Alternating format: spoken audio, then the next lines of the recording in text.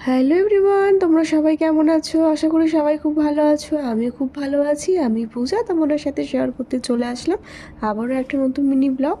কদিন আগেই কিন্তু জামাই ষষ্ঠী চলে গেছে, আর এই ভিডিওটা কিন্তু জামাই ষষ্ঠীর ঠিক আগের দিন, যেদিন আমরা সবাই মিলে যাচ্ছিলাম একটু জামাই ষষ্ঠী শপিং করতে। ভিডিও এডিট করতে এতটাই দেরি হয়ে যাচ্ছে, তাই তোমাদের সাথে শেয়ার করতেও কিন্তু আমার দেরি হয়ে গেল।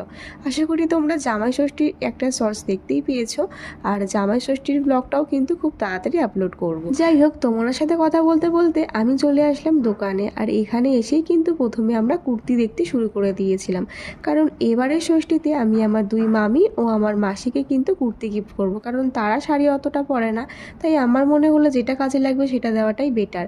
এখানে দেখো দুটো কুর্তি আমার ভীষণ পছন্দ হয়েছিল, তার মধ্যে থেকে একটা কুর্তি একটু রিজেক্ট বেরিয়ে গেল।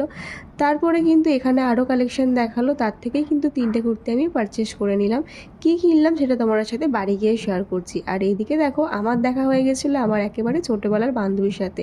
ওর সাথে দেখা হয়ে কিন্তু মনটা একেবারে ভালো হয়ে গেল, তবে সময়টা কম থাকাতে সেরকম একটা গল্প করতে পারলাম না।